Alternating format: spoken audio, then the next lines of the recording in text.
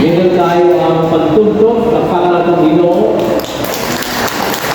O, minsan po tayo ang mensahe sa awit. Mula every phase of the program, not together so we enjoy it because that's part of the entire event. And uwi tayo na we are so blessed. So I have been bowing my knee before God. What a wonderful song. What a wonderful song. So praise to the lyric writers also. Now today I'll be bringing to you with a theme of wisdom in a wild world. Wisdom in a wild world. So it's not just wisdom, but it's unheavenly wisdom. Now it is just a short exhortation to give you an overview of what we're going to do today. So today we'll have a group discussion and we have some questions to be answered. Now, this is for you, of course, women. So what is heavenly wisdom? In our text today, James chapter 3, verse 17, if you will, open your Bible with me. James chapter 3, verse 17, the Bible says, "But the wisdom that is from above is first pure, then visible, gentle and easy to be entreated, full of mercy and of good fruits, without partiality and without hypocrisy." Nowadays, if you just scroll up, scroll down your phones, whether in social media or other platforms, malibog ka o mag-uul ka is because what's really happening in our world today is getting worse and worse. Now, in our country, we need a lot of prayers. But you know what? The Bible has the answer of all our toils and problems that gives us stresses or anxiety. And do you know that God is still in the midst of our affairs today? There's a saying that goes, as long as God sits on the throne, He is still in control. And we still have peace within our hearts. So this heavenly wisdom in our wild world, kini nag-isip ni sa pag-aplikar. Dini sa ato kasing-kasing, and of course, the sermon, the message that is the applicative declaration of God's Word. Kaya mahatag ni sa ato ang guidance. Kaya ako sabihin, as we navigate this modern, materialistic, technological society or environment, kita ang mga anak sa Diyos who are always seeking wisdom and guidance from Him. Now, this is always a challenge for all of us. Na every time na kita ma-attack dinhi sa perplexedness sa atong palibot, makahangad ka sa Ginoo, makatanaw ka sa iyahang kapulong, o kita makameditate. Gano sa diyan, despite sa kalisod sa kalibutan, still, we have this tranquility. Now, there was a painting that really I love. Nag-paint niya on how he described peace. Kaya ba na possibly, nag-paint sila, i-portray nila ang kalinaw, pinagi sa stillness of waters. Kung ako saan nag-paint ko siya sa grass field, na nag-demonstrate ko sa kalinaw. But you know, there's a person that painted chicks. Pero sa diyan na sa horse o sa ka-trunk, so sa ka-tree, nag-drive, that they are still tweeting despite of the storm. Siya mo ang tinuod ng peace. And I remember what Jesus Christ said, "My peace I leave to you." Hindi mahatag sa kalimutan. In this world you have tribulation, John 16:33. But if you have good cheer, because I have overcome the world. So this is what the Bible says. Kaya kita mga Kristohanon, we still have this peace. That's why every decision makings that we're making, o sa mga actions na ito, naging peaceful ka. And despite of the odds, we are still living a righteous life. When ang mga ladies, especially, you are fulfilling our roles in your families, especially sa atong panimalay, we are always bombarded by thousands of messages sa atong mga phones or gadgets. At the same time, we are trying to discipline our children kung paano na i-manage ng time is because dagko na yun ang rules ng technology silang matagkira mo. There was a Bible na kung sa diyan, aware mo siguro halos tanan, no? Ganda yun, Emma Atienza, when she was interviewed by Colin Gonzaga. You know the story? Kaya kung sa diyan, sa sugod pa pornography. And later on, with her crush, ipakita siya sa mga nude pictures. And later on, when she is involving herself in TikTok, some are bashing her. And sometimes, she feels kung siya huguling na doon siya worthy sa mga butang na kung sabihin, feeling niya nalipay siya. In short, she gave more attention to the opinion of others. And that's how technology are influencing our children today. Listen, women. Now, hindi siya usa ka butang na will just take it lightly. While you're working, maybe busy ka sa imong business, tanaw na ito ang mga kabataan kung sa ilang mga feelings. Mas ilahin na ginafed kanila kung na sa self-pity and inferiority complex. And later on, they become suicidal. So it has a relation to our mental wellness, actually. That's in Romans chapter 12, verse 2, the Bible says, and do not be conformed to this world, but be transformed by the renewing of your mind. Kailangan na pag-usap sa panguna-una. Allowing the Word of God to work within our minds. This is really a contrast to the earthly wisdom. Kaya naman, nabasa nito sa worldly knowledge. Maybe you're also one of those people na kung sabihin, naging envious sa mga butang na sa kalibutan. Pakita natin sila, they look good, they feel good. Kung sometimes muna ang atong kung ginapangandoy para natin satisfaction. But you know what? Those are temporary things. And later on, it will bring you chaos and disorder. Pinaghalag mga sikat ng mga musicians, mga sikat ng mga singers, actors na still there something missing in their life. And they miss Jesus Christ. That's why some of them namatay sila out of desperation. So, heavenly wisdom, makita natin in James chapter 3, nagibasa natin kanina, that is from above, which is pure. Actually, purity ang foundation ng ating tanan. Kaya naman, if you have a pure heart, magawas niya ang gitawag natin humility. What the Bible says, but the fruit of the Spirit is love, joy, peace, long-suffering, patience, gentleness, in Galatians 5:22. So, nagiging peace-loving ka, naging patient ka.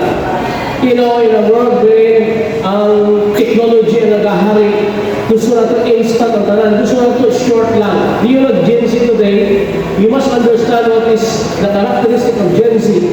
Gusto na short and straightforward. Di na ito dati na paspas, ay yung nataas na, yung tapos paligoy-ligoy pa. Ano na sila, ka-short ka ron, sila attention span. Ang gusto nila, wala tayong political willingness, kumayo, mas maayo pa, namutanaw sa katibukan. So, these are the things that sometimes, as we address our children, mahirap ang atong pananaw is because we are still stuck kung sa atong panahon. I don't know sa mga generation. Pero dito sa Biblia, the Bible says, in James chapter 3, verse 17, that we need to trust the wisdom of God that rules sa ating mga hearts and guides sa ating mga minds. It's because, you know what, the Bible, the Word of God is not time-bounded. It's not culturally bounded. Its principles still applies until today. But the saddest thing na itabok sa kataskuhan, wala na siya nag-open siya Biblia. Wala na siya nag-salig sa mas taas, nag-home o nag-home sa Diyos. Wala na siya nag-rely sa Scripture o nag-rely sa Holy Spirit o guide niya. O wala na siya nag-allow siya kaguling o na-refine siya to the trials. Ang ilang gusto may tabo, kung ilang mga problema, mahusa kinabay, gusto na diya-diya matanggal na wala sa ilahin mo. Na dapat mo na number 1, maduwa sa Diyos. Number 2, magbasa sa pulong sa Ginoo. Number 3, maampok ano na yung nakalaan sa pusok sa Diyos. So, ang gitawag natin heavenly wisdom, nagikan din sa Ginoo. Siya ang atong source sa tanan. Siya ang Diyos sa logic.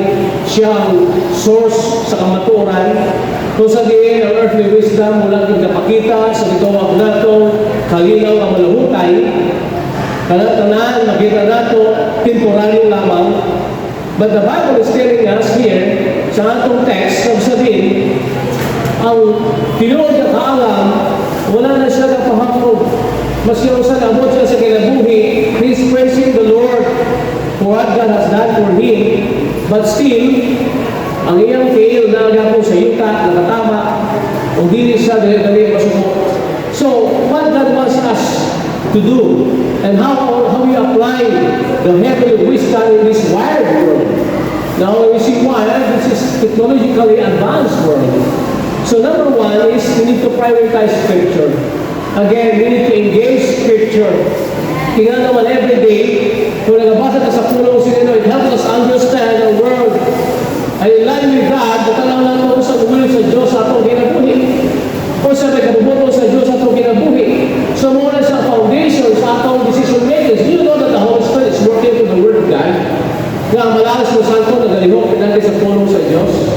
Not only wisdom is gained every time you open your Bible, but also the Holy Spirit is leading you every time you read it upon it.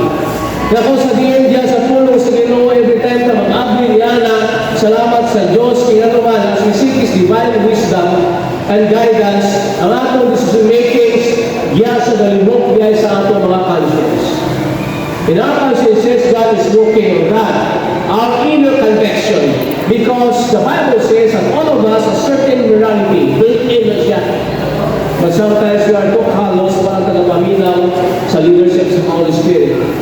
It's very important, it's very vital na kita magayang tao divine guidance sa Diyos.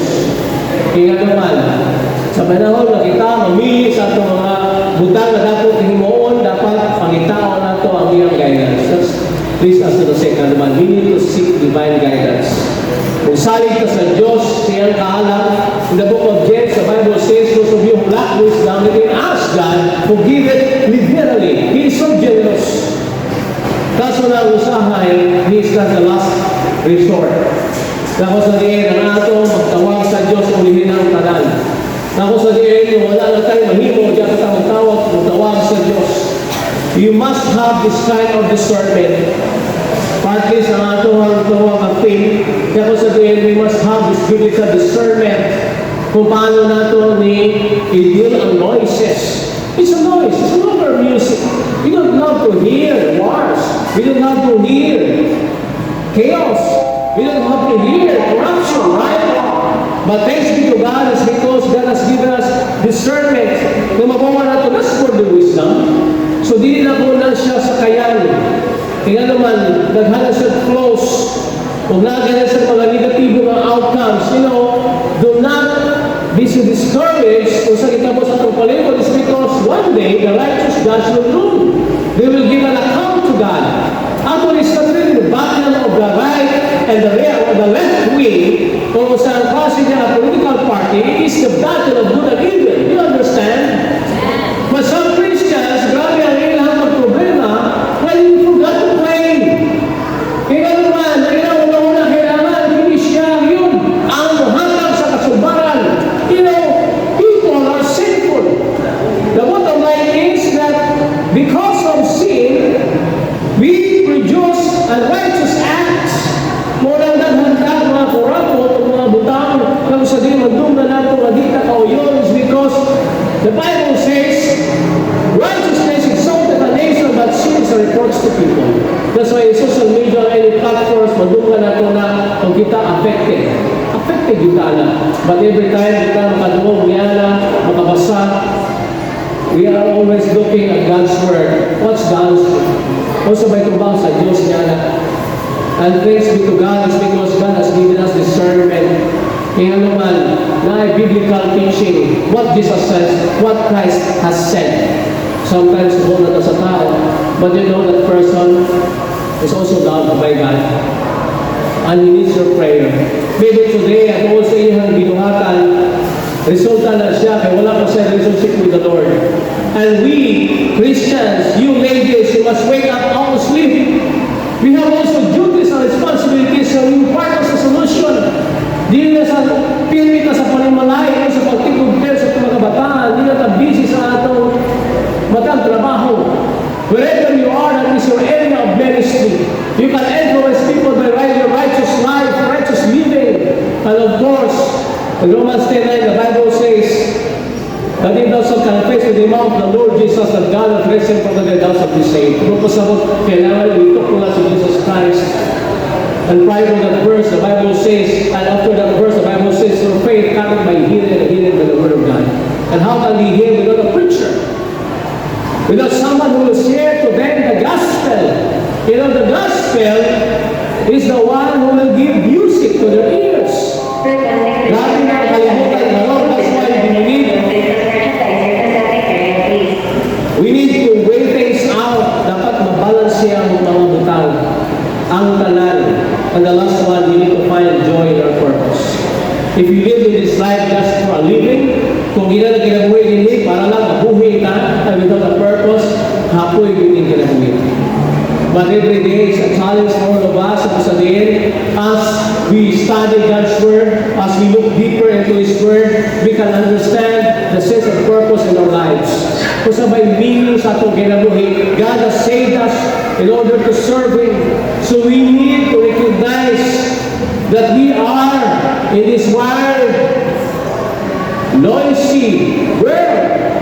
But you know, if we allow the Word of God to really reign in our hearts, we must recognize that we will also wired for happiness.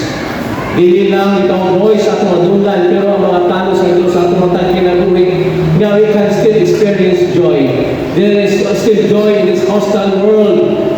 How? By aligning with His love and purpose. Kung kasabot lang ka sa tugma sa Diyos, sa katawan, sa kalibutan, we have a message to tell.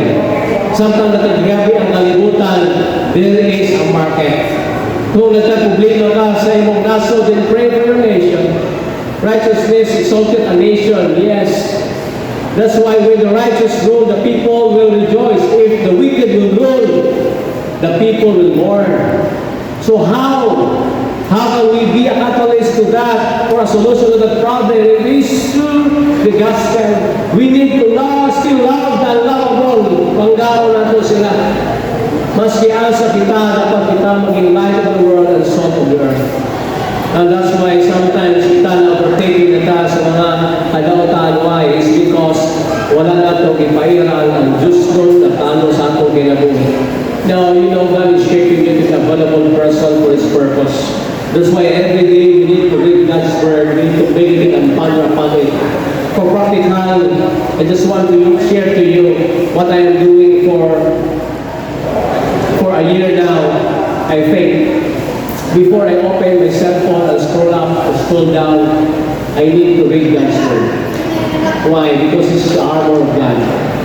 Muna usangay kita, pagkata na ito, hindi na nag-charger, hindi na nag-cellphone na ito, and then we'll open it up. Walang pagka nakaampo, walang nakapasa sa puno sa Diyos, women. Then nakaduog ka na daan dito sa iyong anak. Tapos nagbasa ka sa mensahe. Tapos na may bagay ng gano'una, ang imong adlaw, nagsudot na, nadaot. Muna imong lang kasing-kasing, bubod na, o walang kahit kalinaw. You know, God does not promise us to live a life here problem-free. Jesus promised that I will never leave you nor forsake you. David said, the Lord is my shepherd and I shall not want. Pero ang kanino ini, when I walk in the valley of the shadow of death, I will fear no evil, for thou art with me. Fear and anxiety is the same. Naghantan mga problema, pero suti na, the Lord is my shepherd. Kabantay siya na naman, in your law I delight and meditate day and night. That's why the Bible says, you'll be like a tree planted by the rivers of water. Kaya naman, nagpasa ka sa puno sa Ginoo. You know, you must read God's Word daily, on day-to-day basis. Before you start your work or any job, mas kinala ka sa paghimalay, read God's Word. Engage in the Scripture. Prioritize Scripture. Kaya naman, dihatam ka kung puso. Stamina, strength. You know, there are trials, lahi, why katapusan na problema. You mothers, kailangan yun na ito ninyo ni. Kaya naman ang mga bata, aron, isod na yun kayo sa sampo. Isod na yun sila patuuhon. And we need to ask God's wisdom. Dili na siya sa pagsinggit lang, pagmuna lang. Kailangan na itong guidance dito. We pray that the Lord will give us heavenly wisdom in this wide world. Pinahon pa ang Ginoong Diyos mo rin sa kumasingkasan ng mga nangkot ka. Our Heavenly Father, we come to you this noon or afternoon. Salamat Ginoo, kami puno ninyo. Unso na kuha kami word of God. Paano na uli address, Lord? And we're living in a world that is so hostile to us, unfriendly, and it seems, Lord, the conflicts na alam sa right and sa left. Salamat, is because na iyong presensya ng Holy Spirit. Kaya nag-guide ka naman in our every decision makings and actions. So that, Lord, kapag kami, at the end of the day, malipayan kami because we have done your will in our lives. Lord, in the near future, kapag kami, we will reap harvest good means because we know na kami sakto, nagibuhat. Lord, ang foundation na pinilikan sa inyong pulo. Salamat, Lord, kaya kami guide. Kaya kung sa diyan, as we live in this modern, materialistic, technological society or environment, we still have your sweet, still voice. Napakami dito sa inyong mga pulo. Help us, Lord, na mabasa na mo ni o ma-filter ni what the Bible says is not what the world says. We will not exchange what is scriptural to what is popular. Salamat, kay napami sa inyong pulo. And we pray for these women of God, that wherever they are, ang pulo mo kanunay, O Lord, maging light unto their feet and a lamp to their path. Thank you, Lord, for your word. In Jesus' name we pray. Amen and amen.